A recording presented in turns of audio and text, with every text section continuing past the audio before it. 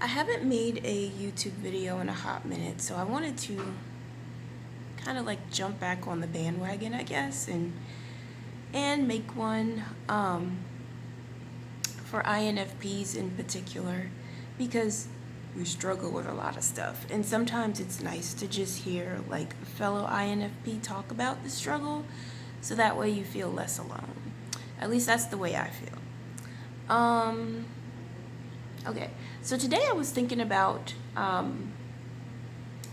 being different from a lot of people. That is something that a lot of INFPs and other types experience.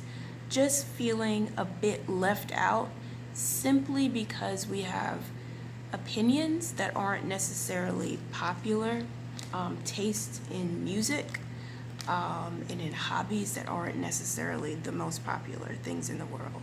We tend to be pretty different. And because of that, it can be really hard for us to fit in and to feel accepted. But the thing is, yes, we might be a little awkward because of that. Yes. But there's nothing wrong with that. It's okay to be exactly who we are, even though it feels bad sometimes, because our natural inclination as humans is to want to be a part of the group. Having an opinion that isn't as popular in our group of friends or acquaintances doesn't mean that we're still not as valuable as everyone else in the group. So it's okay to be who we are, is basically what I'm saying. Like, when you think about it, there have been INFPs throughout history who were a little different, but that didn't make them bad people. For example, Audrey Hepburn, she was definitely an INFP, and she was different. She wasn't like a lot of other actresses. Even though because she was so pretty, she did get a lot of attention. She didn't use that attention the way a lot of Hollywood actresses did. Instead, she used it as a platform to help other people.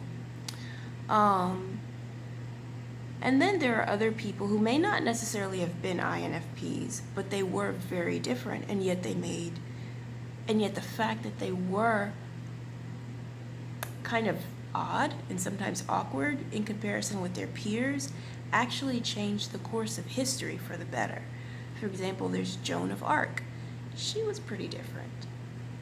She didn't let that stop her, and she changed history. Albert Einstein was also pretty different. Now, some of his choices were terrible. I'm not saying he was perfect by any means, but he also did some things that were incredible. Like, without him, we wouldn't have most of the technology that we depend on today. Jane Austen, again, is another person who was different. Most women during her time, weren't encouraged to write novels. She did. She was different. So if those people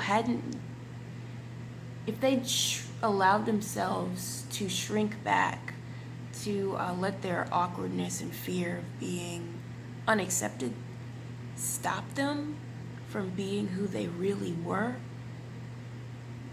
then the course of history would have been different, and we wouldn't be able to enjoy things like Pride and Prejudice,